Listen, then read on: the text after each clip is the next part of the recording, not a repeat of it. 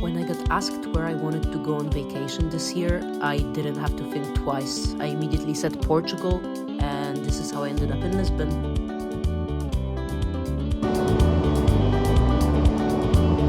We hopped out of our Uber in Alfama, which, from what I know, is one of the most popular districts amongst tourists. I immediately noticed how colorful this city was. I flew in from the Netherlands, so the difference was huge. Jakie masz oczekiwania wobec Lizbony? Chcę zjeść coś pysznego. While climbing towards St. George's Castle, we already had our first stop at a souvenir shop. We didn't get into the castle itself. Unfortunately, we weren't the only tourists who thought about coming to Lisbon in July, and the line was just too long. One of the things that I was waiting for the most was trying fresh pastéis de nata. I probably said it horribly wrong. This stop that we took for trying them out was just the beginning.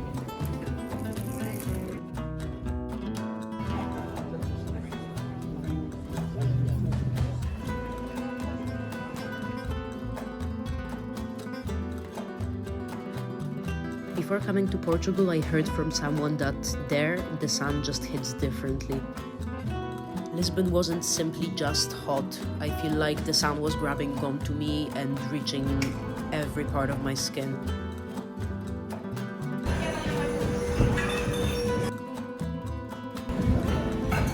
Szydełkowanie. Tą ręką.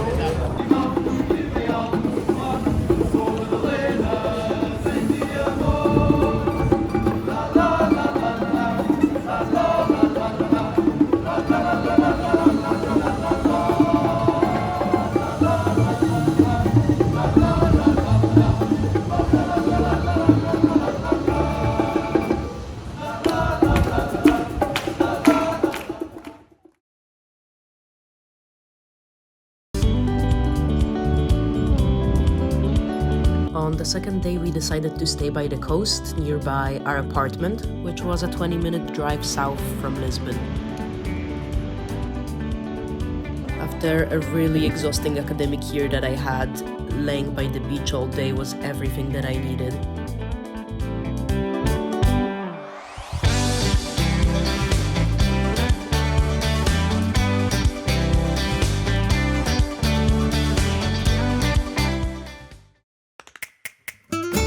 On the third day, I went to the city alone. I started my day at the photo store. I was hoping that the employees could tell me why my analog camera is not working. I wouldn't forgive myself if I came back from Portugal without any film photos. Luckily, the photographer was able to fix my problem, and after buying some new film, I could get back to my plans for the day. This district was definitely the most colorful one, and I think my favorite.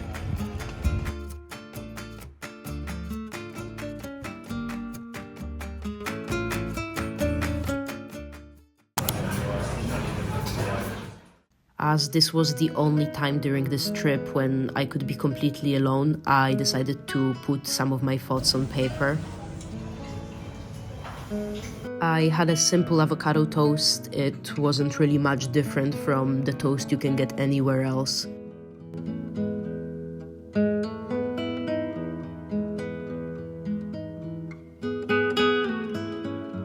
I also checked off a really important travel list item, which was going to a vintage store. At this point, I started feeling extremely hot. I think all of the climbing up the hills just destroyed me.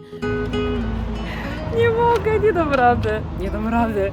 I was hoping to buy something that would cover my head from the sun. I ended up also buying those retro sunglasses. Before making my way back to the coast, I decided to stop by this botanical garden. It was a great place to spend time in silence and away from the sun.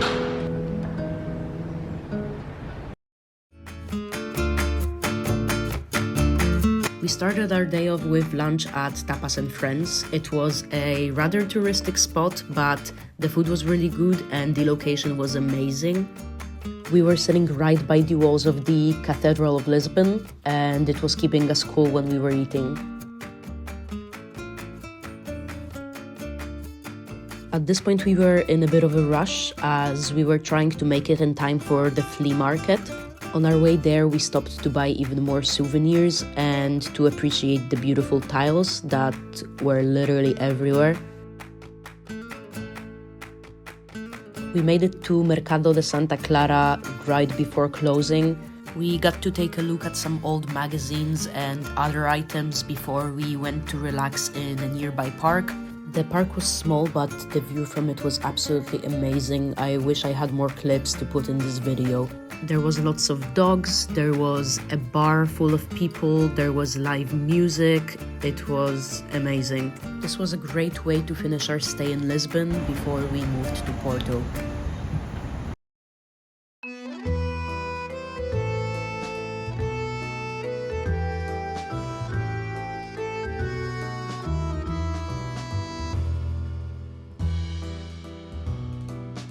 Our day in Porto started off with breakfast at the Garden Cafe.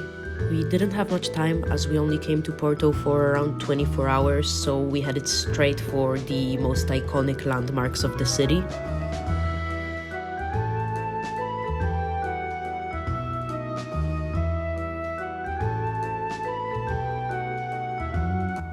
The area around this bridge had an amazing vibe. There were people jumping off it into the water. There were stands with handmade jewelry and other items.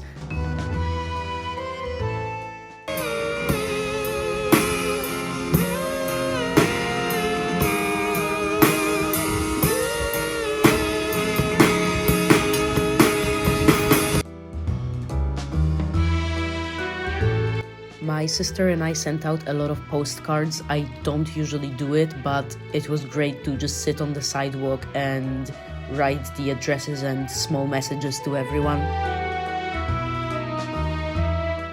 We headed to the bar to get some sangria. The weather was amazing. The sun was slowly going down and we were just looking at the boats. It was a great experience.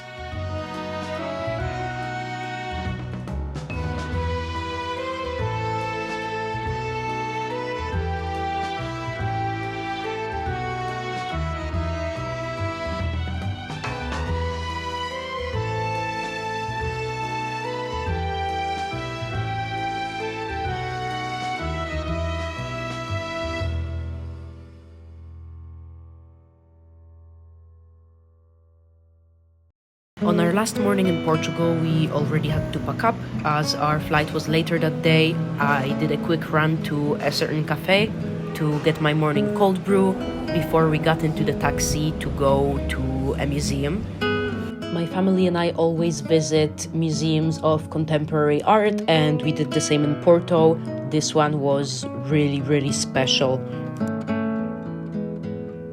Other than the museum building, there was also a cinema house, a huge park, and an Art Deco style villa. The architecture was just insane. We spent almost 4 hours at the museum, having coffee, exploring the library and all of the exhibitions. I would definitely recommend spending a day at this museum whenever you're in Porto. It was the best way to end this trip. We left the museum relaxed and ready for the road. Sadly, it was time to go to the airport, and this was the end of our trip to Portugal.